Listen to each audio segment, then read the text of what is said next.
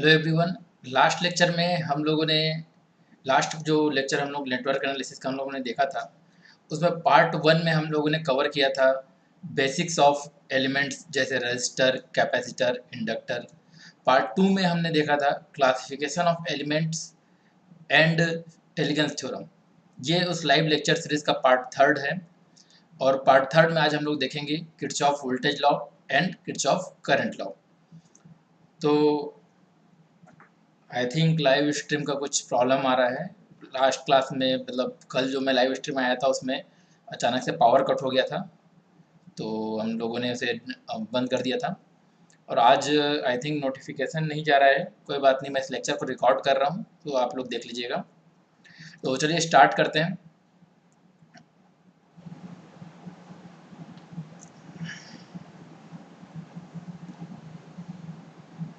तो आज हम लोग देखने वाले हैं किरचॉफ वोल्टेज लॉ और किरचॉफ करंट लॉ। तो सबसे पहले हम लोग देखते हैं KCL, Kirchhoff current law. Kirchhoff current law क्या कहता है?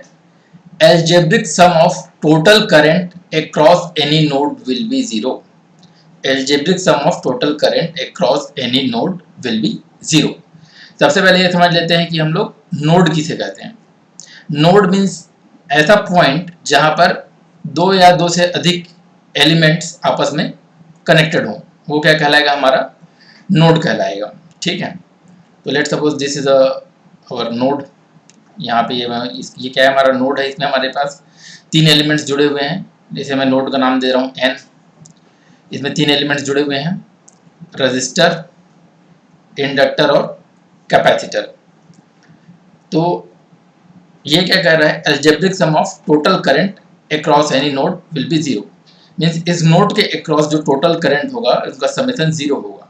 मीन्स हम लोग एज्यूम करते हैं कि यहाँ से एक करंट आ रहा है I1, यहाँ से एक करंट जा रहा है I2 और यहाँ से लेट सपोज एक करंट जा रहा है I3। तो करंट इसमें दो टाइप के दिख रहे हैं हमको। एक है, इस नोड में हमें दो टाइप के करंट दिख रहे हैं।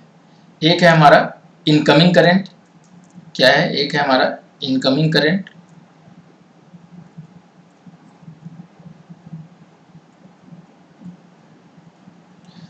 जो कि है इस केस में हमारा क्या है? I1। और दूसरा है हमारा आउटगोइंग करंट। दो टाइप के हमें इसमें करंट दिख रहे हैं। आउटगोइंग करंट कौन कौन से हैं? I2 और I3। ठीक है, तो हमें एल्जेब्रिक सम करना है, तो इसमें हमें एक टाइप के करंट को हमें पॉजिटिव लेना पड़ेगा और दूसरे टाइप के करंट को हमें नेगेटिव लेना पड़ेगा। तो इसमें ऐसा कोई हार्ड एंड फास्ट रूल नहीं है कि आपको इनकमिंग करंट को पॉजिटिव लेना है या फिर इनकमिंग करंट को नेगेटिव लेना है। ऐसा कोई रूल नहीं है, आप कुछ भी ले सकते हैं, बट आप जो लेंगे हमेशा आप उसी कन्वेंशन को फॉलो कीजिएगा। आप अगर इनकमिंग करंट को पॉजिटिव लेंगे तो हमेशा पॉजिटिव लीजिएगा, तो आउटगोइंग करंट को आपको नेगेटिव लेना पड़ेगा। आप अगर आउटगोइंग करंट को पॉजिटिव लेंगे तो हमेशा पॉजिटिव लीजिएगा और हमेशा क्या कीजिएगा? इनकमिंग करंट को नेगेटिव लीजिएगा। मैं जो कन्वेंशन यूज करता हूँ, मेरा जो कन्वेंशन है, मैं क्या करता हूँ? आउटगोइंग करंट को मैं हमेशा लेता हूँ पॉजिटिव। आउटगोइंग करंट को मैं लेता हूँ पॉजिटिव और इनकमिंग करंट को नेगेटिव लेता हूँ। अगर आपकी प्रैक्टिस अगर जस्ट अपोजिट है तो आप ऐसा भी ले सकते हैं कि इनकमिंग करंट को पॉजिटिव लें और आउटगोइंग करंट को नेगेटिव लें। मेरी जो प्रैक्टिस है और मैं जो कन्वेंशन फॉलो करता हूँ, क्या करता हूँ? आउटगोइंग करंट को मैं पॉजिटिव लेता हूँ और इनकमिंग करंट को नेगेटिव लेता हूँ। तो इस हिसाब से अगर मैं इसका समेशन लिखूँ, समेशन ऑफ ऑल करंट्स, तो इनकमिंग करंट क्या है? I1, तो माइनस I1 प्लस, और आउटगोइंग करंट को पॉजिटिव ले रहा हूँ तो आउटगोइंग करंट है I2 और I3। तो I1 minus I1 plus I2 plus I3 is equal to 0। यही है हमारा किरचॉफ करंट लॉ। ठीक है, तो देखिए इस किरचॉफ करंट लॉ में हम लोग इसको ऐसा भी लिख सकते हैं। क्या लिख सकते हैं?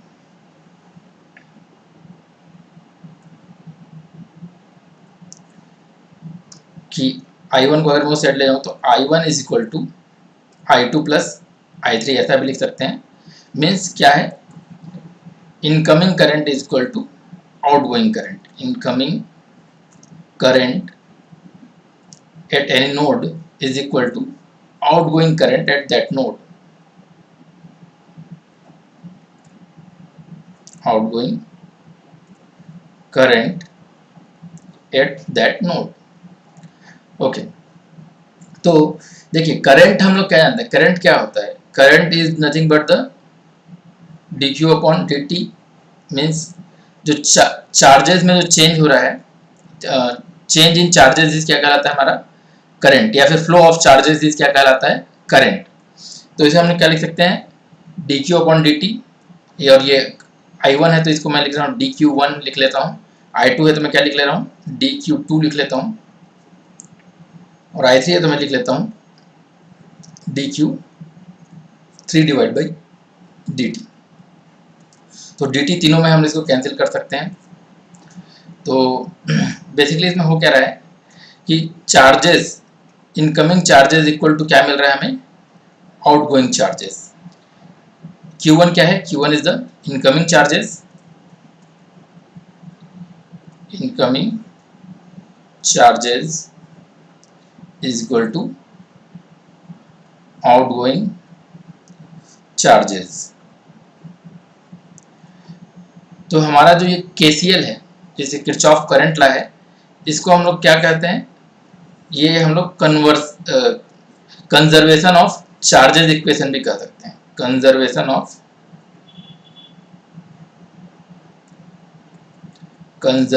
ऑफ चार्जेस इक्वेशन भी कह सकते हैं.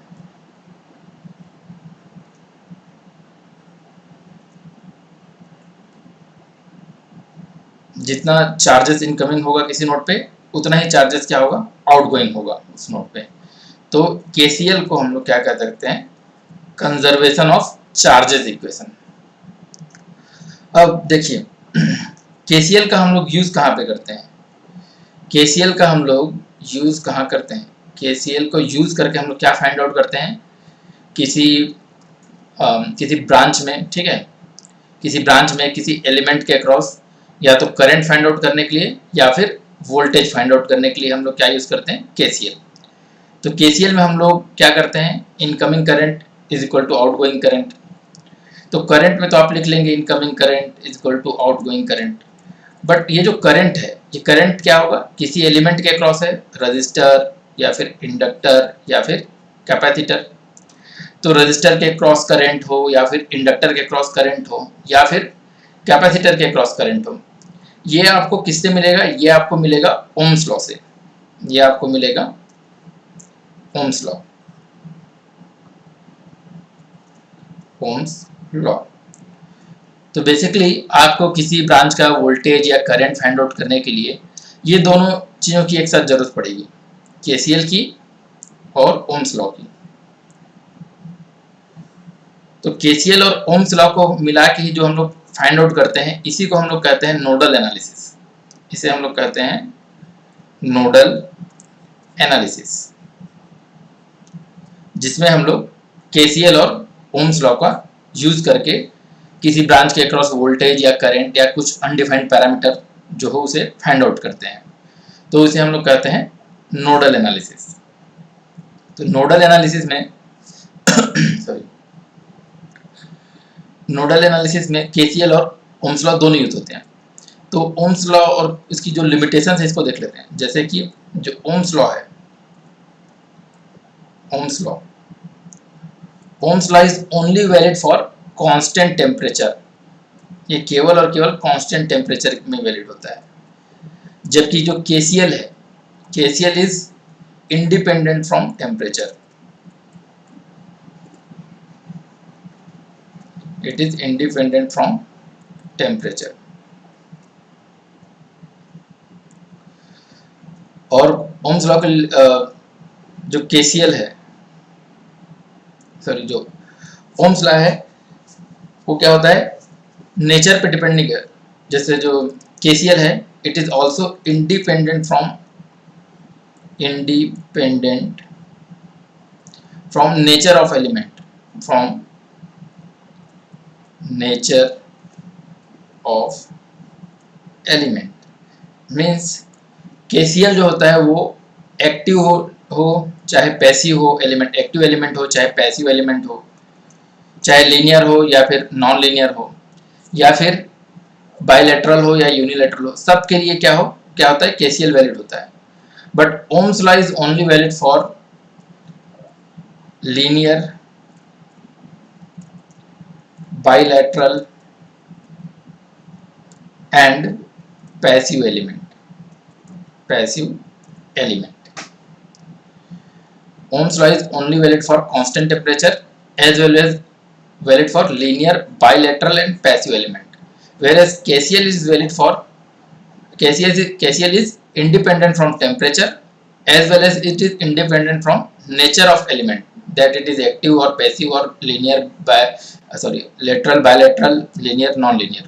Okay, जो KCl होता है जो Ohm's law होता है that is valid for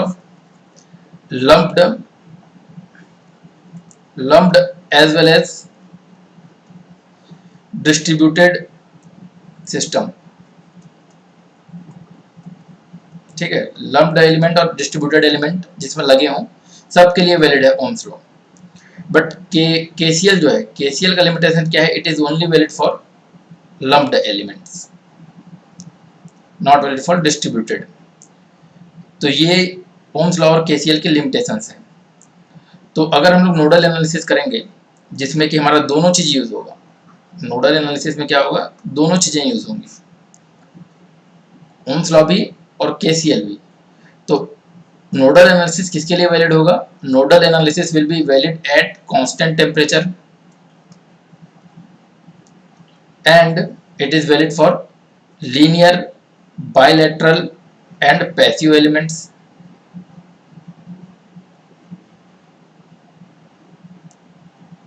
Also it is valid for lumped elements, lumped networks। ठीक है, तो nodal analysis is valid for constant temperature, linear, bilateral, passive elements and lumped networks. तो ये था हमारा केसीएल के बारे में। अब हम लोग देखेंगे केवीएल के बारे में, Kirchhoff voltage law. Kirchhoff voltage law क्या कहता है, algebraic sum of total voltage across any close loop will be zero. Means कोई क्लोज लूप है, लेट सपोज हम यहाँ पे एक क्लोज लूप बना लेते हैं। ठीक है, यहाँ पे बना लेते हैं, ये एक यहाँ पे वोल्टेज सोर्स लगा लेते हैं, यहाँ पे एक रजिस्टर लगा लेते हैं और यहाँ पे एक इंडक्टर भी लगा लेते हैं और एक कैपेसिटर लगा लेते हैं।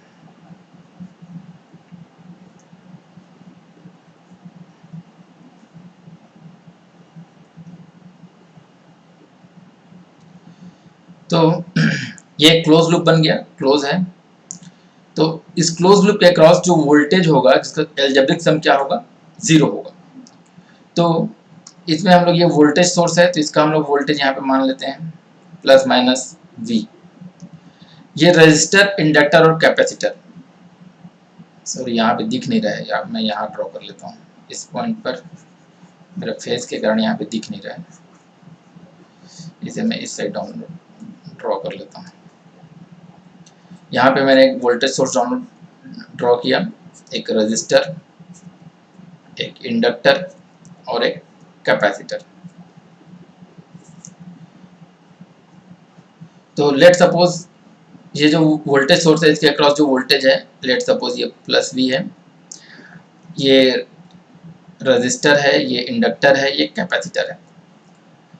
तो देखिए हम क्या जानते हैं, रेजिस्टर क्या वोल्टेज सोर्स क्या करता है, पावर को जनरली डिलीवर करता है। पावर जनरली क्या करता है, डिलीवर करता है। कुछ स्पेशल केसेस में एब्जॉर्ब भी कर सकता है, बट जनरली पावर को ये डिलीवर करता है। तो अगर जब ये डिलीवर करेगा, मीन्स जब भी कोई एलिमेंट पावर डिलीवर करता है तो उसमें वोल्टेज क्या होता है, उसमें जो करंट जो होता है वो नेगेटिव टू पॉजिटिव की ओर फ्लो होता है, मतलब करंट ऐसा फ्लो होता है। ठीक है, तो करंट हम लोग इसमें इस लूप में कैसा फ्लो कराएंगे, ऐसा फ्लो कराएंगे। ठीक है, इस तरीके से करंट का डायरेक्शन क्या होगा, ऐसा होगा। तो और जितने भी जो आर, एल और सी हैं, ये जनरली क्या होते हैं, ये आपका पावर एब्जॉर्बिंग एलिमेंट्स हैं। ट्रांजिएंट में एल और सी डिलीवर कर सकते हैं, बट जनरली क्या करते हैं, ये पावर को एब्जॉर्ब करते हैं। तो पावर को एब्जॉर्ब करते हैं मतलब इसमें current will enter from positive terminal. ये मैंने आपको कंसेप्ट बताया है लास्ट क्लास में। आप अगर लास्ट क्लास नहीं देखे हैं तो उसे देख लीजिए, हमारे चैनल पे आपको मिल जाएगा। जो नेटवर्क एनालिसिस का पार्ट 2 है, ये उसमें मिल जाएगा आपको। क्यों मैंने इसमें साइन आया था, प्लस यहाँ लिया, प्लस यहाँ लिया, प्लस यहाँ लिया, because I am assuming these are the passive elements and absorbing the power. So absorb करेंगे तो करंट क्या होगा, पॉजिटिव टर्मिनल में एंटर करेगा, ठीक है। इसलिए करंट हम लोग क्या माने, ऐसा माने हैं। तो वोल्टेज का क्या मानेंगे इसको, पॉजिटिव टर्मिनल, यहाँ पे और यहाँ पर। तो इस जो रजिस्टर के अक्रॉस वोल्टेज है, लेट सपोज से मैं लिख ले रहा हूँ V1, जो इंडक्टर के अक्रॉस वोल्टेज है उसे मैं लिख ले रहा हूँ V2, और कैपेसिटर के अक्रॉस जो वोल्टेज है उसे मैं लिख ले रहा हूँ V3। तो एल्जेब्रिक सम क्या होना चाहिए, इन सबका 0 होना चाहिए। तो एल्जेब्रिक सम करने के लिए हम लोग क्या करेंगे, ये जो करंट फ्लो हो रहा है, इस करंट फ्लो के डायरेक्शन में हम लोग वोल्टेजेस को लिखते जाएंगे। जैसे करंट ऐसा फ्लो हो रहा है, सबसे पहले इसने टच किया किसको, नेगेटिव साइड ऑफ V को, तो मैं क्या लिखूंगा, -V। फिर ये ऐसा फ्लो हो रहा है, सबसे पहले इसने क्या टच किया, फिर उसके बाद क्या टच किया, पॉजिटिव साइड ऑफ V1, तो मैं क्या लिखूंगा, +V1। फिर इसने क्या टच किया, पॉजिटिव साइड ऑफ V2, तो +V2। फिर टच किया इसने पॉजिटिव साइड ऑफ V3, तो प्लस, आई थिंक कुछ प्रॉब्लम आ गया। सबसे पहले इसने टच किया -V1, तो ये माइनस आ गया V1। फिर टच किया -V प्लस V1, फिर इसने टच किया +V2, +V1 प्लस V2, फिर टच किया इसने +V3, +V3, और तो कोई वोल्टेज इसमें है नहीं, तो इक्वल टू क्या लिख लिए, 0 लिख लिए।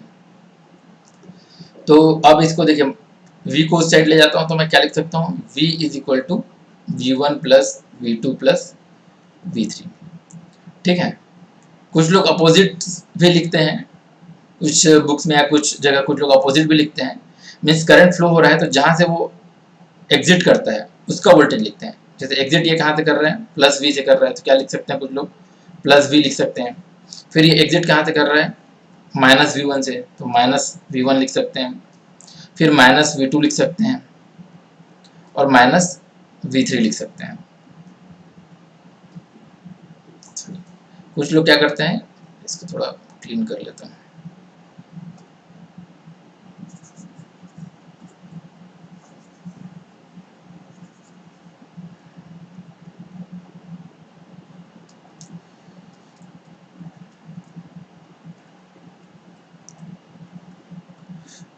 कुछ लोग अपोजिट कन्वेंशन भी फॉलो कर सकते हैं कि जो करंट जहाँ से एग्जिट कर रहा है उसका नोटेशन लिखते जाएं। तो यहाँ पे क्या लिख सकते हैं, +V, यहाँ पे क्या लिख सकते हैं, -V1, क्योंकि करंट एग्जिट हो रहा है माइनस से, इसे लिख सकते हैं, ये V2 होगा, तो -V2, और यहाँ पे -V3 = 0।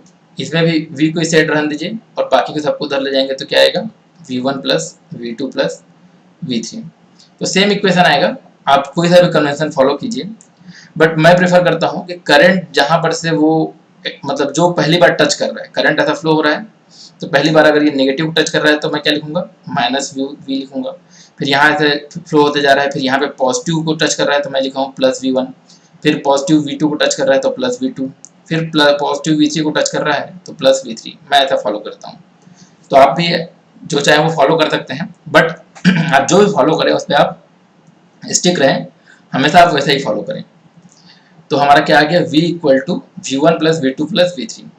तो वोल्टेज और पोटेंशियल डिफरेंस क्या होता है, वर्क डन बाई चार्ज, ठीक है। तो इसे हम लोग लिख सकते हैं, let suppose V = work divide by charge, let suppose dq। V1 को लिख लेता हूँ मैं, work done by dq1, V1 है तो q1 लिख ले रहा हूँ, और work d1 dw2 divide by dq2 plus dw3 divide by dq3, ठीक है। तो देखिए इसमें क्या है कि ये क्या है, ये सारे के सारे क्या हैं, ये देखिए सीरीज में है, मतलब एक ही लूप है, तो ये जो करंट यहाँ फ्लो होगा वही करंट यहाँ फ्लो होगा, वही करंट ऐसा फ्लो होगा, मतलब करंट सेम है। मतलब क्या है, जो तीनों एलिमेंट्स या चारों एलिमेंट्स में क्या है, करंट सेम है। मतलब आई, इसमें D Q one, D Q लिखा हूँ तो डी क्यू के लिए I equal to D Q one के लिए let's suppose I one equal to I two equal to I T. जब करंट सेम है तो चार्ज भी सेम होगा, means D Q is equal to D Q one is equal to D Q two is equal to क्या हो जाएगा, D Q three. जब charges same है तो हम लोग इसको कट कर सकते हैं ऐसा, तो कट कर दिए तो हमारे पास क्या बचा, हमारे पास बचा D W is equal to D W one plus D W two plus D W three, means work done, और इसको वर्क डन को हम लोग एनर्जी भी कहते हैं। तो energy E one is equal to energy E two plus E three plus E four. जो केवीएल होता है, केवीएल को हम लोग कहते हैं और भी क्या कह सकते हैं, conservation of energy, conservation of energy equation, conservation of energy equation भी कहते हैं केवीएल को।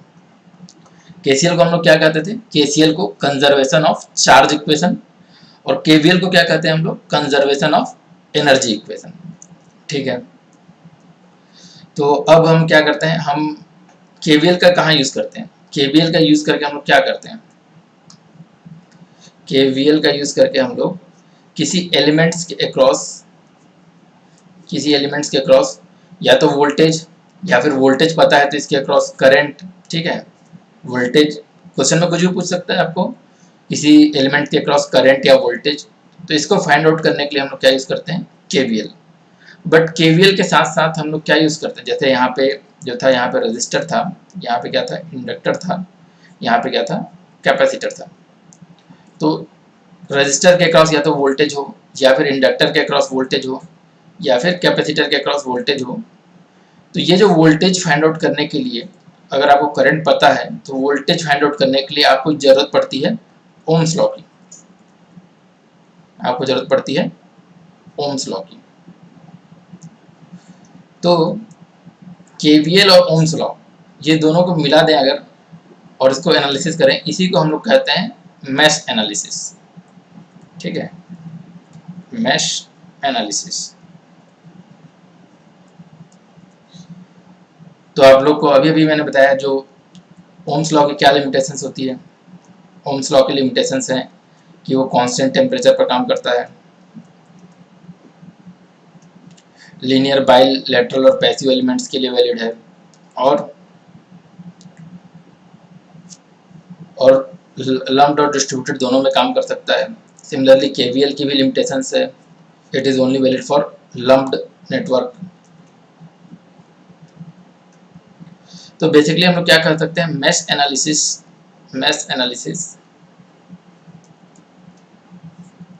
Is valid for constant temperature, linear bilateral and passive elements, and also for lumped network। तो ये हमारा हो गया केवीएल और केसीएल के बारे में। अब हम इससे रिलेटेड जो प्रीवियस ईयर में गेट के क्वेश्चन आए हुए हैं उसको देख लेते हैं। इससे रिलेटेड गेट में क्वेश्चन पूछे गए हैं कई बार, सिंपल क्वेश्चन है बट फिर भी इसे हम लोग देख लेते हैं। देखिए सबसे पहला question, very first question is the voltage V in the figure is equal to, V कहाँ पे दिया हुआ है, यहाँ पे दिया हुआ है। ठीक है, तो अगर आपको फर्स्ट लुक में ये क्वेश्चन देख के ऐसा लगता है कि इसमें दो आपको मेश दिख रहे हैं, ठीक है, दो मेश दिख रहे हैं, आपको लगता है कि यहाँ पे दो करंट हम लोग ऐसा लें, यहाँ पे करंट I1 और ये करंट लेट्स सपोज ऐसा कुछ भी मान लें, कोई भी डायरेक्शन मान सकते हैं, I1 और I2, दो करंट एज्यूम करें और उन दो करंट को फाइंड आउट करें। मतलब I1 फाइंड आउट होगा, फिर I1 into V equal to I1 into 3 करें और ऐसा निकालें वोल्टेज। तो आपको सही लगता है ऐसे आप लोग निकाल सकते हैं, बट इससे क्या होगा, आपको ज़्यादा कैलकुलेशन करना पड़ेगा। क्यों ज़्यादा कैलकुलेशन करना पड़ेगा, क्योंकि आपको दो इक्वेशन सॉल्व करने पड़ेंगे, दो मेश आपके दो इक्वेशन आएंगे, आपको दो इक्वेशन सॉल्व करना पड़ेंगे। बट अगर आप ध्यान से देखें तो आपको क्या है, आप केवल एक इस मैश में अगर आप केवल केवीएल लगाएं, केवल एक मैश में क्या लगाएं, केवीएल लगाएं, तो भी ये क्वेश्चन सॉल्व हो जाएगा। क्यों सॉल्व हो जाएगा, देखिए क्योंकि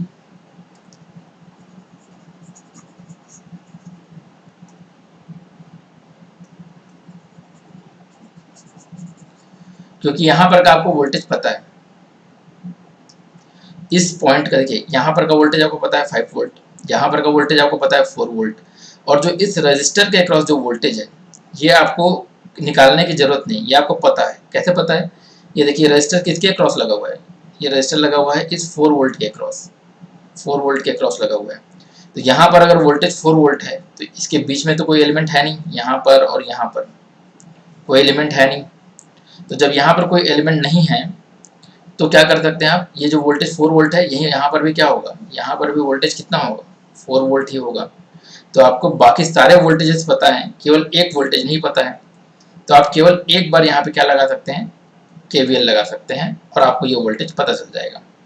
केवीएल लगाने में क्या करूँगा मैं जो करंट एज्यूम किया हूँ उस करंट की डायरेक्शन में मैं वोल्टेजेस को लिखता जाऊँगा। जैसे मैंने करंट एज्यूम कर लिया ऐसा, ठीक है। तो सबसे पहले मुझे जैसे यहाँ पर देखूँ तो क्या पड़ा, -5 वोल्ट, ठीक है, माइनस वाला साइन मुझे पहले पड़ा, फिर यहाँ पे प्लस वाला साइन मुझे पहले पड़ा, तो क्या लिखूँगा +4, फिर यहाँ पे देखिए यहाँ पे क्या है प्लस, तो +4 एक, और यहाँ पे क्या है, यहाँ पे क्या है माइनस, यहाँ पे ऐसा कर ऐसा मूव कर रहा हूँ तो क्या है माइनस, तो माइनस V = 0, तो V = क्या आ जाएगा 8 - 5 मीन्स 3 वोल्ट। तो इसका आंसर क्या आ जाएगा आपका ए 3 वोल्ट। यहाँ इस क्वेश्चन में एक ध्यान देने वाली बात और है। क्या ध्यान देने वाली बात है, देखिए इस क्वेश्चन में एक चीज और आपको ध्यान देना चाहिए कि ये जो 2 ओम रेजिस्टेंस लगा है इसका कोई यूज नहीं है यहाँ पे, इस क्वेश्चन में इसका कोई यूज नहीं है। ये 2 ओम यहाँ पे नहीं भी होता तो भी आपका आंसर क्या आता, सेम आता। और तो और इस 2 ओम की जगह में कोई भी अदर वैल्यू होती, अगर ये 2 ओम ना होता, ये 20 ओम होता, 40 ओम होता, 2000 ओम होता, 20 किलो ओम होता, कुछ भी होता, तो क्या होता, हमारा आंसर चेंज होता क्या, नहीं होता। क्यों, क्योंकि पैरेलल में वोल्टेज तो सेम रहेगा, चाहे इस रजिस्टर की वैल्यू कुछ भी रहे, यहाँ पर आपको क्या मिलेगा 4 वोल्ट ही मिलेगा। तो इस रजिस्टर की वैल्यू कुछ भी रहे आंसर चेंज नहीं होगा। ये रजिस्टर एक रिडंडेंट एलिमेंट हो गया, यहाँ पे ये क्या हो गया, रिडंडेंट एलिमेंट हो गया।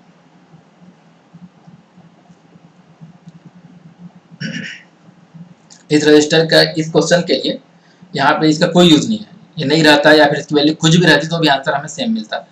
इसके जगह अगर करंट सोर्स भी रहता, अगर कोई करंट सोर्स भी रहता तो भी इसकी वैल्यू क्या होती, सेम होती। कोई रजिस्टर की वैल्यू कुछ भी होती, कोई करंट सोर्स भी रहता तो भी इसकी वैल्यू सेम रहती। इस रजिस्टर का कोई यूज नहीं है इस क्वेश्चन में।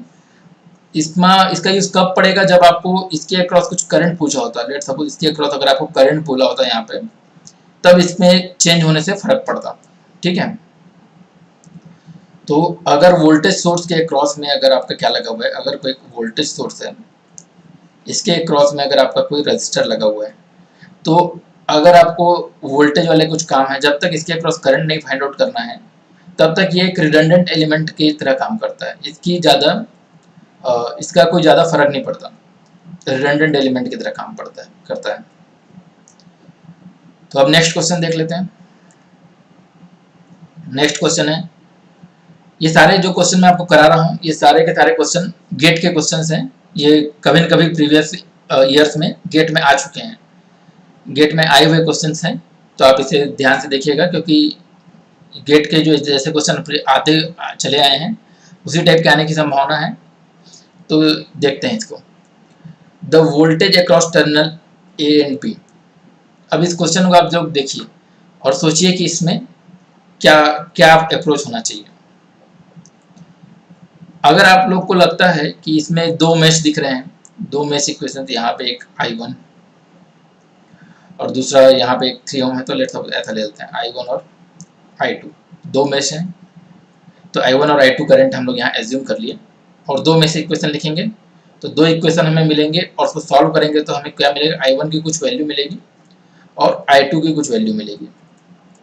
तो voltage across A and B find out करना है तो हम लोग क्या करेंगे, voltage across A and B equal to क्या होगा, 2 ओम का रेजिस्टेंस है और इसमें करंट कितना फ्लो हो रहा है, इधर से करंट आ रहा है I1, इधर से करंट आ रहा है I2, तो I1 प्लस I2, ठीक है, ऐसा करेंगे तो क्या होगा, तो भी ये क्वेश्चन आपका बन जाएगा। बट इसमें आपको दो इक्वेशन सॉल्व करने पड़ेंगे, हालांकि एक I2 की तो वैल्यू आपको पता है, I2 इक्वल टू कितना है, 3 एम्पियर है, तो एक ही इक्वेशन से भी मतलब एक ये पता है तो खैर आपको आसानी हो जाएगा। बट इसमें दो इक्वेशन ना लिख के हम लोग एक इक्वेशन से ही सॉल्व कर सकते हैं, एक इक्वेशन से ही हम लोग सॉल्व कर सकते हैं। कैसे कर सकते हैं, देखिए यहाँ पर हमें voltage across A and B find out करना है, तो ए तो ये पॉइंट हो गया, बी देखिए बी क्या है, B is like a ground है यहाँ पे, क्योंकि यहाँ पे कोई एलिमेंट्स नहीं है तो हम इसको क्या मान सकते हैं, यहाँ पे ग्राउंड मान सकते हैं, ठीक है। तो वी की वैल्यू ग्राउंड मान लिए तो जो voltage across A and B होगा वो क्या होगा, वी ए के बराबर ही होगा, बी तो ग्राउंड है, तो हमें केवल एक ही वोल्टेज फाइंड आउट करना है वी ए, बाकी हम लोग को देखिए यहाँ पर वोल्टेज पता है कितना है 1 एम्पियर, यहाँ पे करंट, यहाँ पे वोल्टेज नहीं पता बट यहाँ पे करंट पता है, तो इसमें हम लोग क्या लगा सकते हैं, इसमें हम लोग लगा सकते हैं KCL लगा सकते हैं, KCL या फिर क्या मैं कहूँ नोडल एनालिसिस लगा सकते हैं, नोडल एनालिसिस। तो नोडल एनालिसिस में क्या करते हैं हम लोग, नोडल एनालिसिस में इसके अक्रॉस वोल्टेज एज्यूम किए हैं अगर हम लोग, तो जिस नोड में हम लोग इक्वेशन लगा रहे हैं, जिस नोड में हम लोग नोडल एनालिसिस लगाएंगे, हम लोग ये एज्यूम करते हैं कि वो नोड है सबसे मतलब वो उस नोड की वैल्यू उसके अगल बगल वाले नोड की वैल्यू से ज़्यादा है, और जो दूसरे नोड हमें कि जिसका वोल्टेज पता है उससे मतलब उस तरफ करंट फ्लो होगा। मतलब अगर इस मैं मानूँ कि VA की वैल्यू ज़्यादा है इस 1 वोल्ट से, तो क्या करंट कैसा फ्लो होगा, VA से 1 ओम की तरफ फ्लो होगा, ठीक है। तो ऐसा हम लोग एज्यूम करेंगे, तो हमको जो जिस नोड की वैल्यू जिसकी वोल्टेज पता है हम लोग एज्यूम करेंगे कि उससे हमारा ये VA जो है ज़्यादा है और करंट का डायरेक्शन कैसा होगा, ज़्यादा वोल्टेज से कम वोल्टेज की तरफ ऐसा फ्लो होगा। तो इसके अक्रॉस अगर हम लोग नोड इक्वेशन लिखें तो पहला क्या होगा, देखिए VA यहाँ पर वोल्टेज कितना है 1 वोल्ट, तो VA minus 1 volt divide by 2 ohm resistance है यहाँ पे, ठीक है, प्लस VA माइनस यहाँ तो ग्राउंड है तो minus 0 divide by 2 ohm plus देखिए ये जो करंट है, ये जो करंट हम लोग आउटगोइंग माने हैं इसलिए क्या लिखेंगे, ये दोनों प्लस साइन के साथ आया है। बट जो 3 एम्पियर का जो करंट है, ये करंट क्या है, इस नोड के क्या है, इनकमिंग है, करंट के इनकमिंग करंट है इस नोड के लिए, तो यहाँ पे क्या आएगा -3 एम्पियर, ठीक है, तो इक्वल टू 0। तो अगर हम लोग इसमें 2 का मल्टीप्लाई कर दे तो क्या आ जाएगा, VA -1 प्लस VA और माइनस 2 का मल्टीप्लाई किए हैं तो 6 इक्वल टू 0, तो 2VA इज इक्वल टू 7, या फिर कह सकते हैं VA is equal to 3.5 volt. तो देखिए जब हम लोग इसमें नोडल एनालिसिस लगाए तो हमें केवल एक इक्वेशन लिखना पड़ा और एक इक्वेशन से हमारा क्या आ गया, VA की वैल्यू आ गया। अगर हम मेश की तरफ जाते तो हमें 2 इक्वेशन लिखना पड़ता, एक इस मेश के लिए और एक इस मेश के लिए। तो मैंने ज़्यादातर देखा है कि ज़्यादातर क्वेश्चन आप क्या करेंगे, अगर नोडल लगाएंगे तो आपका ज़्यादा इजी सॉल्व हो जाता है मेश के बजाय। तो आप लोग कोई भी क्वेश्चन देखें तो तुरंत उसमें आप मेश एनालिसिस लगाने का कोशिश मत कीजिए, आप सोचिए कि क्या ये क्वेश्चन नोडल एनालिसिस से ज़्यादा इजी से सॉल्व हो सकता है या नहीं हो सकता, ठीक है। ज़्यादातर हमें क्या दिखता है, हमें ज़्यादातर क्या दिखता है, क्लोज लूप दिखते हैं, तो क्लोज लूप में ज़्यादातर हम सोचते हैं कि इसमें क्या लगा लें, हम लोग मैश एनालिसिस लगा लें। बट आप सोचिए कि मैश एनालिसिस से क्या ये ज़्यादा इजी सॉल्व हो जाएगा अगर हम लोग नोडल एनालिसिस की तरफ जाएं। तो आप ऐसा ट्राई कर सकते हैं, पहले सर्च कर सकते हैं कि और क्या क्या अप्रोचेस हम इसमें अप्लाई कर सकते हैं। देखिए ये भी गेट क्वेश्चन है, ये क्वेश्चन हम लोग पढ़ते वक्त ही देख लिए हैं कि the nodal method of the circuit analysis is, nodal क्या है, नोडल में हम लोग पढ़े क्या है, KCL है और ओम्स लॉ है, इसी को हम लोग क्या कहते हैं, नोडल एनालिसिस कहते हैं। नोडल में हम लोग KCL को भी यूज़ करते हैं और ब्रांच के अक्रॉस KCL मतलब क्यों, incoming current equal to outgoing current, या फिर algebraic sum of current equal to 0 के लिए, और इस करंट की वैल्यू फाइंड आउट करने के लिए क्या यूज करते हैं हम लोग, ओम्स लॉ यूज करते हैं। ठीक है, तो दोनों चीजें यूज करते हैं हम लोग। तो इसलिए nodal analysis method is circuit analysis based on KCL and Ohm's law. Next देखते हैं,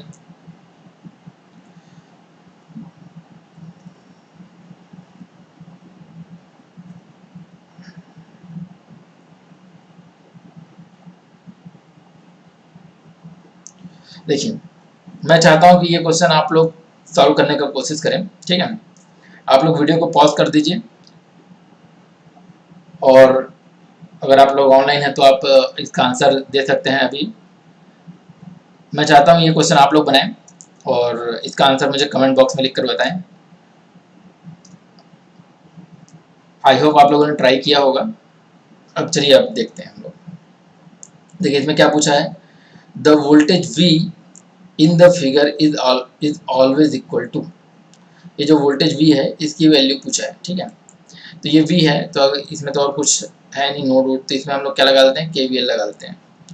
तो KVL लगाएंगे तो क्या आएगा, -V, और यहाँ पर से करंट कितना फ्लो हो रहा है, देखो इसमें 2 एम्पियर का, तो इसके अक्रॉस वोल्टेज कितना आ जाएगा, 4 volt, 2 ohm into 2 ampere 4 volt, और ये कितना है 5 वोल्ट, तो प्लस 4 वोल्ट और plus 5 volt is equal to 0। तो V इक्वल टू कितना आ गया, 9 वोल्ट, और 9 वोल्ट ऑप्शन में भी है।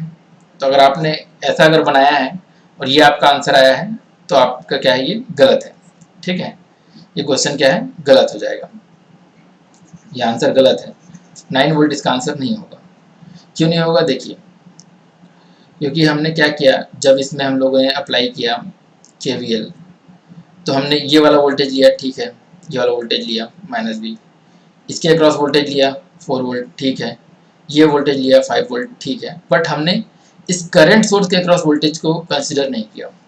करंट सोर्स के अक्रॉस भी क्या होगा, करंट सोर्स के अक्रॉस भी कुछ वोल्टेज होगा, करंट सोर्स के अक्रॉस कुछ ना कुछ वोल्टेज होगा, जिसे हम लोगों ने इस KVL वाले इक्वेशन में नहीं लिया, इसलिए हमारा क्या है, ये आंसर गलत है।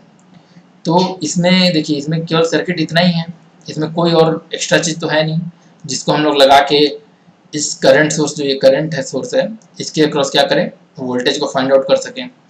तो इसके अक्रॉस वोल्टेज को जब हम फाइंड आउट नहीं कर पाएंगे तो हम लोग इस V वोल्टेज को भी फाइंड आउट नहीं कर पाएंगे, इसलिए इसका आंसर क्या होगा, नन ऑफ दिस।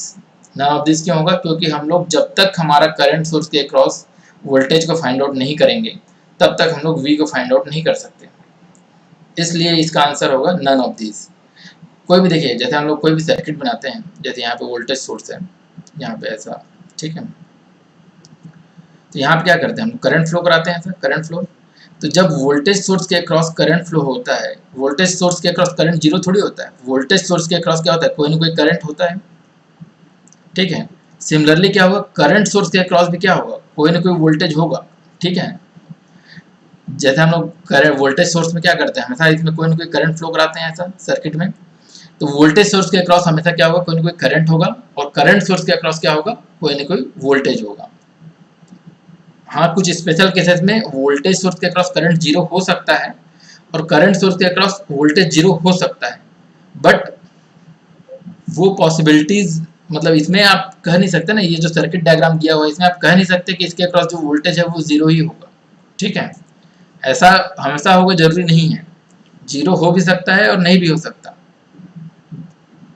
तो वोल्टेज के अक्रॉस कुछ ना कुछ करंट होगा और करंट के अक्रॉस कुछ ना कुछ क्या होगा, वोल्टेज होगा। वोल्टेज सोर्स के अक्रॉस करंट होगा और करंट सोर्स के अक्रॉस क्या होगा, वोल्टेज होगा। ठीक है, नेक्स्ट क्वेश्चन देखते हैं हम।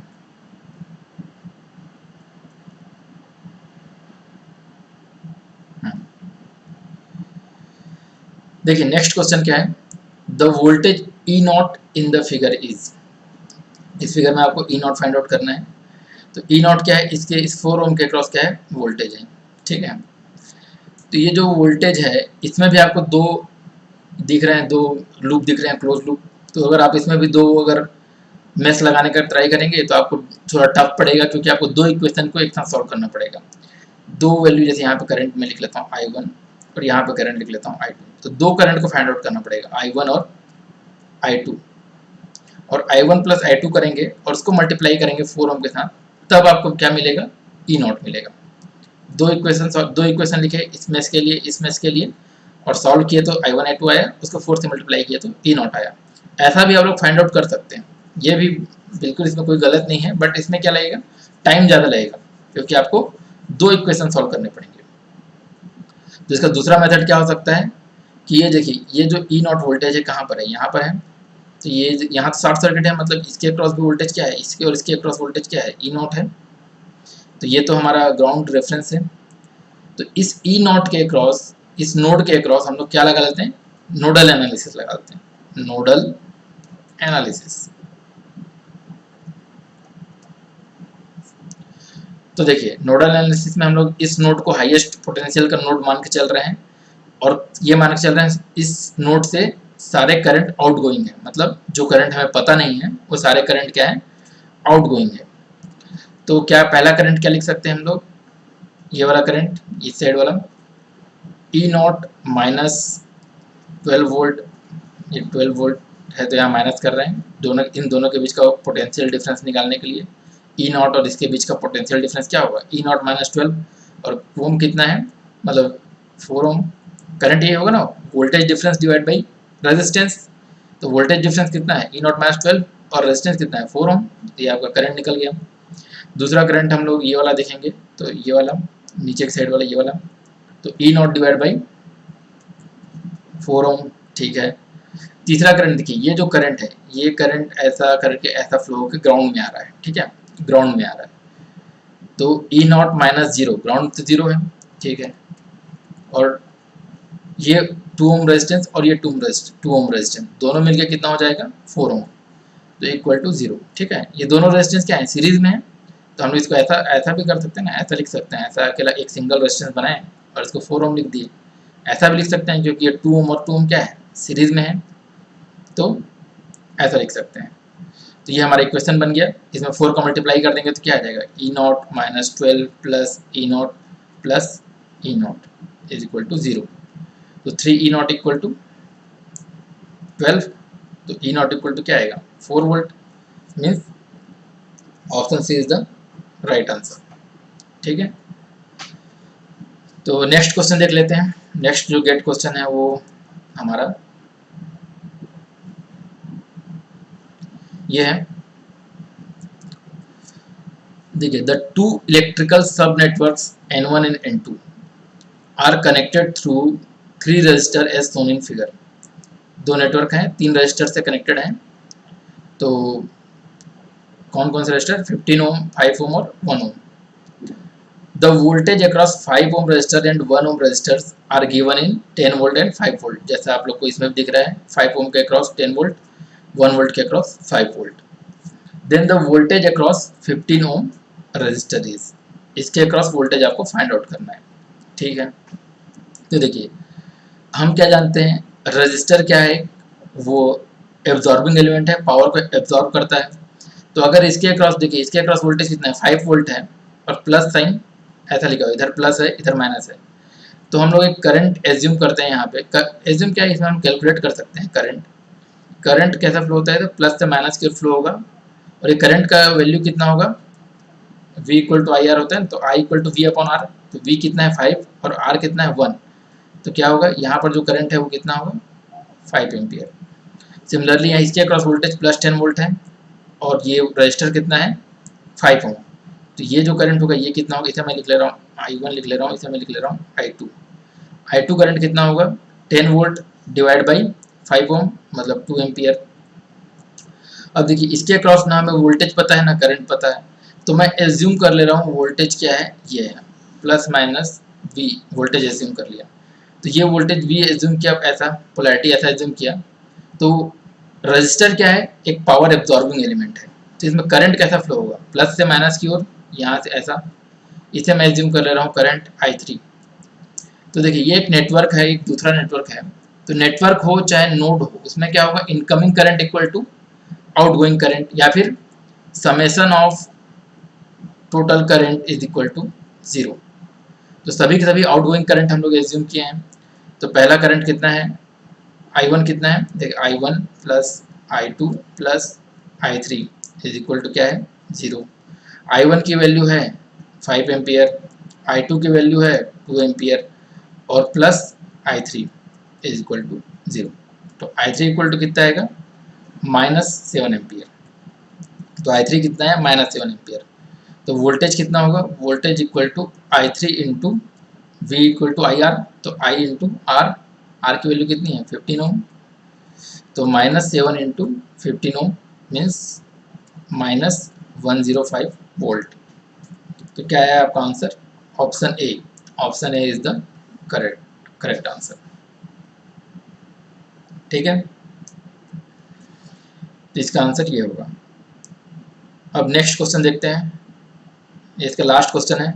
मैं चाहता हूँ आप लोग इसे पहले खुद बनाने का ट्राई करें, वीडियो पॉज कर दें और खुद बनाने का ट्राई करें और आप लोग इसे बनाएं और कमेंट बॉक्स में मुझे इसका आंसर बताएं आप लोग, मैं चाह रहा हूँ।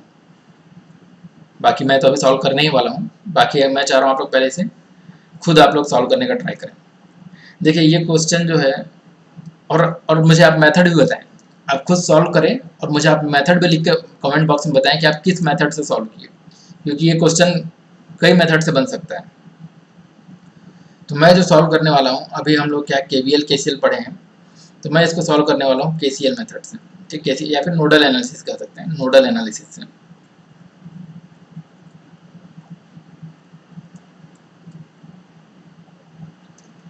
तो देखिए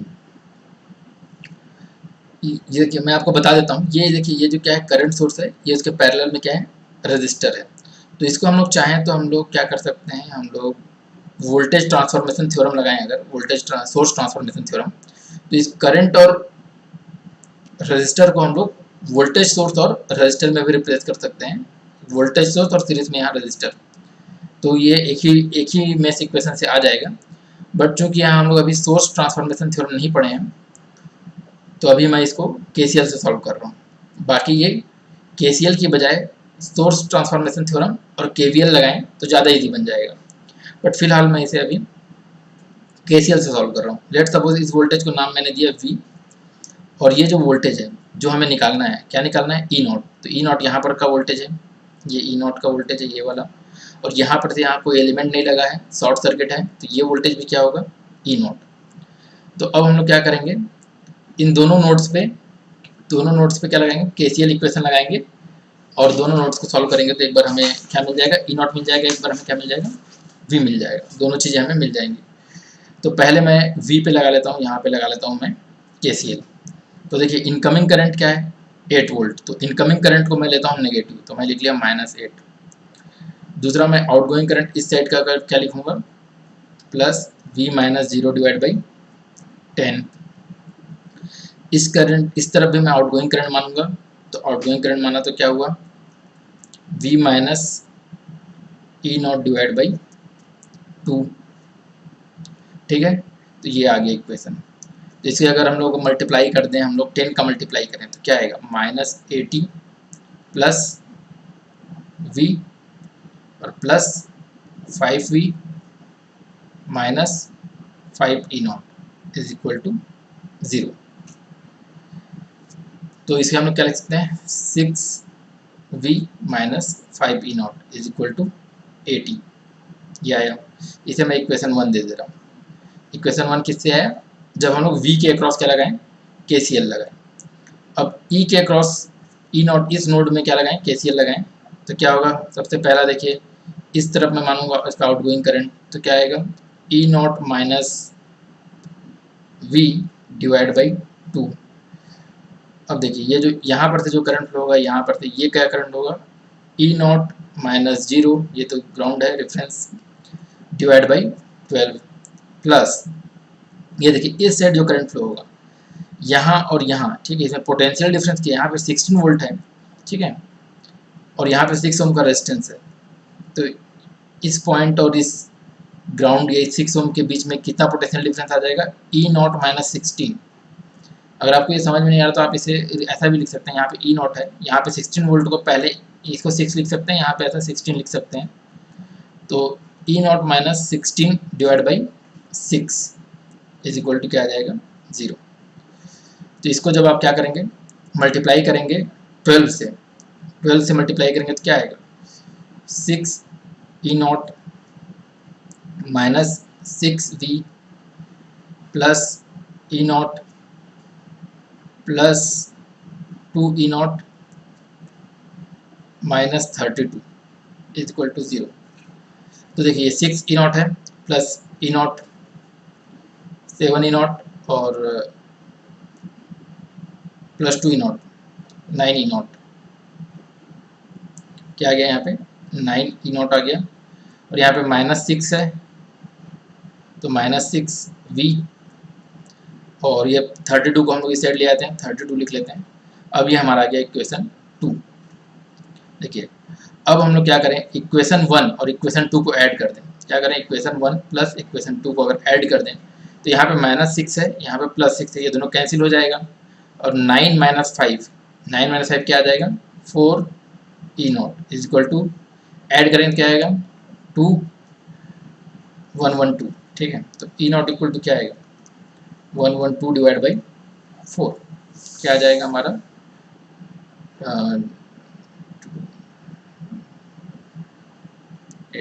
28 volt, 28 volt, that is our option D. तो इस क्वेश्चन का आंसर क्या होगा डी। तो ये मैंने लगभग जो केवीएल और केसीएल से रिलेटेड जितने भी गेट में क्वेश्चन आए थे लगभग मैंने सारे कवर करवा दिए हैं। तो आई होप आपको ये लेक्चर अच्छा लगा होगा। ये लेक्चर अच्छा लगा होगा तो आप लोग मुझे अनअकैडमी में फॉलो कर सकते हैं। अनअकैडमी में मैं बेसिकली इसमें मैं स्टार्ट किया हूँ, बहुत स्टार्टिंग से बेसिक से स्टार्ट किया हूँ, बट कुछ लोगों का जो इसका बेसिक क्लियर है, जो डायरेक्टली आप हायर लेवल पे पढ़ना चाहते हैं, जैसे transient state, transient is the most important topic of network. तो मैं अनअकैडमी में स्टार्ट करने वाला हूँ डायरेक्टली फ्रॉम ट्रांजिएंट। ट्रांजिएंट से हम लोग स्टार्ट करेंगे, तो ट्रांजिएंट को पूरा डीप में कवर करेंगे, उससे रिलेटेड गेट के क्वेश्चन सॉल्व करेंगे। तो कल शाम को 7:30 बजे मैं लाइव होऊंगा अनअकैडमी प्लेटफॉर्म पे।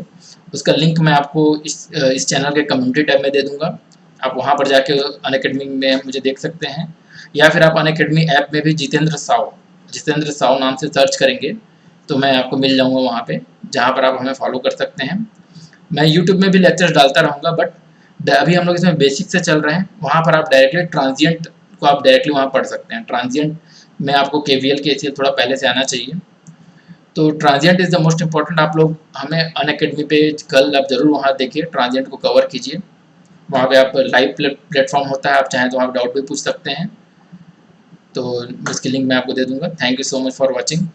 और आपके अगर कुछ डाउट हो, कुछ सजेशन हो, तो आप हमें कमेंट बॉक्स में लिख कर ज़रूर बताएं। कमेंट बॉक्स में हमारी बहुत सी यूज़फुल लिंक्स दी हुई हैं जो कि आपको काम आएंगी। आप जो भी सोशल मीडिया प्लेटफॉर्म ज़्यादा यूज़ करते हैं वहाँ पे हमें ज़रूर फॉलो कर लीजिए।